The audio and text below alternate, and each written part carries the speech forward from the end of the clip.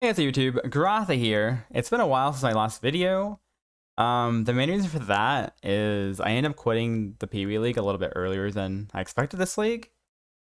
Honestly, I just found Lake of Calandra super boring. Like, not the game itself, just like the league mechanic. I felt like I was playing Standard League, so I ended up just quitting a bit earlier than I usually do. Hopefully next league is good in that regard. But anyways, basically I still enjoy the base game, so I was pretty eager when they announced some short events that I could play in.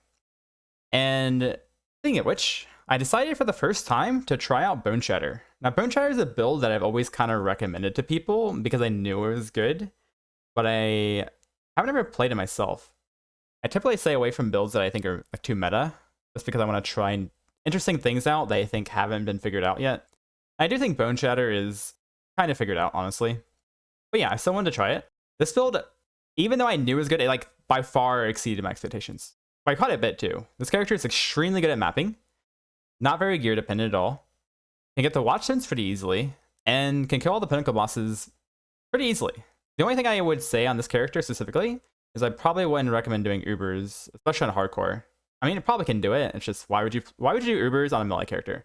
But yeah, this video is gonna be overall about my thoughts on the Mayhem in general, and I'm gonna talk about the Boneshatter character and what I liked about it.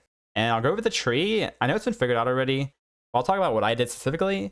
I'll talk about the issues I ran into and all that good stuff. Overall, Mayhem, I had a lot of fun in the end. Like, the pack size was really fun. Like, it was crazy pack size. This character is really strong, so I never really had any issues with that. But I would say I'm kind of confused why they added damage mods. Like, the damage mods didn't really add anything, honestly. I think it would have been okay if they added damage mods, but they gave you quantity for it or something like that. But I feel like GGG kind of just made like a fun event into something it wasn't, like a sort of like a gauntlet. Like, it felt pretty similar to gauntlet for mapping. But yeah, I don't know why they did that. Also, some of the mods were not tuned very well. Specifically, monster damage was 40% for some reason, which is way more overtuned than the other mods. So basically, like, you would just kind of try to avoid that. And they also added percent less damage, which again, like, it's a mapping event. Why are you making it harder? It's supposed to be for fun, like huge pack size. Honestly, the only thing these mods did is make it so less builds were viable, which is why I didn't really like that. But honestly, overall, I quite enjoyed the Mayhem. Like, there's a lot of pack size. It's like there's a lot of monsters you're killing. You're getting a lot more loot than normal. I think I found around 20 divine orbs total, which is kind of absurd. Only one of those was from a God Touch mob too. And I was mostly doing white and blue maps because, I mean, you didn't need to do anything else. It was already pretty crazy in itself. We're gonna look at the PUB a little bit. Basically, this is pretty similar to what most people do. Precise Technique Juggernaut. So you're accuracy stacking a little bit. I ended up running Hinakore's sight to pretty much make it so I didn't need accuracy at all. So enough accuracy to be over my life total. There we got Precise Technique working. Another big thing I want to talk about is iron reflexes. So a lot of people take iron reflexes, and I mean, it's not a bad thing. It's just for mapping, I think you want to have evasion. Talking like if you see like Eater of Worlds mobs, like the projectiles can be very scary if you don't have any evasion at all. And things like the Harbinger bone spike mobs, these are also extremely scary when you don't have evasion. And overall, I think it's just safer to map with evasion, even though having iron reflexes makes it so you can stack your trauma stacks quite a bit higher. I would probably play without iron reflexes still. If you're bossing, this is like something that you could probably change though. Impale. So I think for Impale, I've come to the conclusion that Impale is good on this character, but I think there's two choices. If you're bossing, I think going for like 100% Impale is probably a good way to go. Like right now, I don't have 100%, but I think for bossing, you probably would want to get 100%. And if you're just mapping, I think honestly getting like 20-30% Impale and just grabbing the Impaler node, this would probably be a really, really solid option as well. Like, if you're not planning on doing that many bosses. Other notable things with the tree. So I ended up getting Steadfast. Most people probably don't take this. It's just a little bit extra defense. I feel like my character was just already super strong damage-wise. You can see the DPS of all my buffs up for mapping. Quite high. Didn't really think I needed more damage. My character is super tanky. I ended up finding a Death Rush, which made mapping even easier. And Adrenaline's is like super strong as well. Also found out Bear's Girdle. This is like a couple of the items I ended up using. Just kind of went with the flow with the items that were dropping, and yeah, let's talk about rage actually. So with this character, we have 75 rage on the character screen and berserk up. Honestly, this is pretty reasonable. Like when you're mapping as Boneshatter, a really cool interaction with Boneshatter and cast damage taken is every time you do damage to yourself, you actually proc cast damage taken, which is very interesting because when you have cast damage taken World's Mark, you're proccing this constantly. Like it's always just going up on monsters, and you're always stunning because you're Boneshatter and you have a bunch of stun nodes, and you do a lot of damage. And every time you stun a monster, you gain 20 rage over 1 second, which is insane. Like you can literally keep up. In a pack of Harbinger, I literally perma keep up 75 rage with berserk up, and only falls off after the pack dies. It's quite insane, honestly, and definitely a really cool interaction. Speaking of cool interactions with Boneshatter, before I switch to Boneshatter, I would recommend you get Inexorable 100%. So anytime you get hit, you gain Endurance Charge, or 25% of the time. But with Boneshatter, you're hitting yourself, so you're always getting Endurance Charges. Really cool interaction. I would recommend you have this for sure before you switch to Boneshatter. And speaking of how I leveled the character, I leveled as Helix until Act 9. And I grabbed what I took Undeniable first, because I didn't get Resolute Technique. And then I grabbed Untiring. So Untiring is what kind of allows you to switch to Boneshatter. 1.5% of your Fizz damage prevented is regenerated as life over 10 seconds. Decent amount of like life regenerate as well. That's not the big part of the mode for us though. It's definitely the Fizz prevented. That's quite strong. So I wanted those two things, Inexorable and Untiring, before I switch to Boneshatter. Also, you really want to get Tribal Fury too before you switch. So you play Helix first, and then you switch when you get all those things. So here's pretty straightforward. I end up going for 100% spell suppression, which I did get with the Quartz Flask up.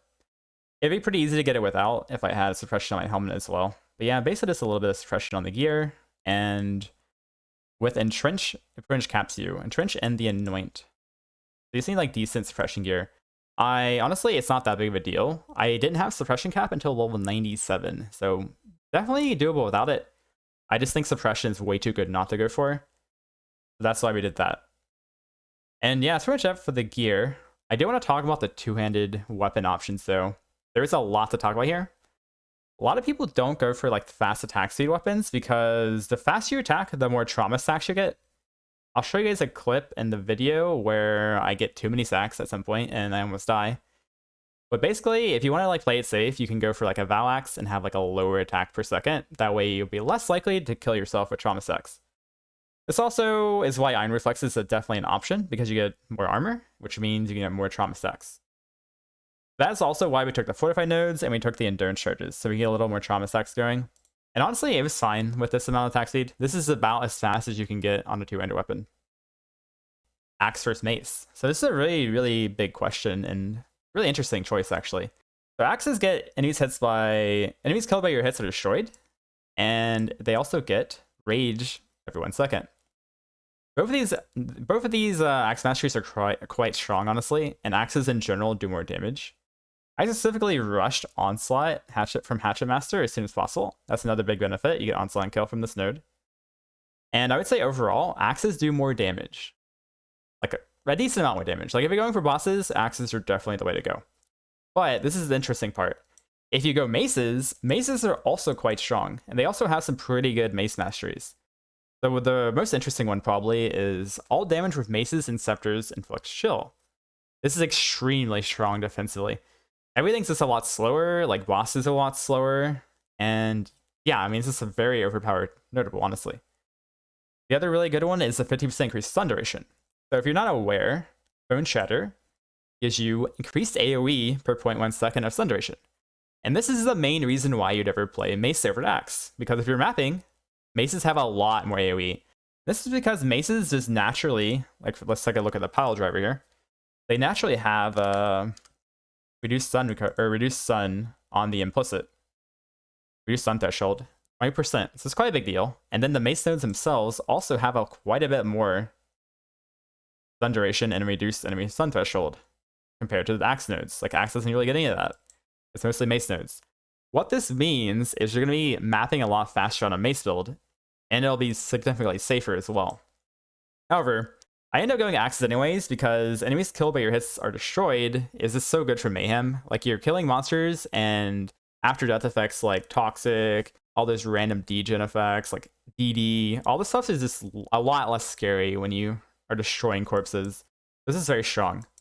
Overall, I would say they're pretty close, and I kind of want to try the Mace version out because I actually haven't tried it yet myself. But I know the AoE is quite a bit better, and it's probably a lot faster for mapping in general.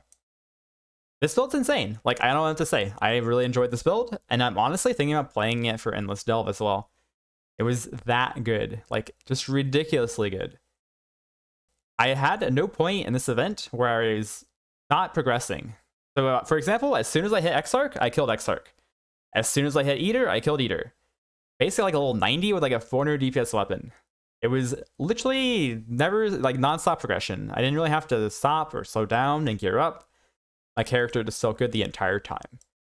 I felt tanky, my damage was good enough, and yeah, it just really surprised with this character. Yeah, anyways, I hope you guys enjoyed the video, and yeah, I'll see you guys next time.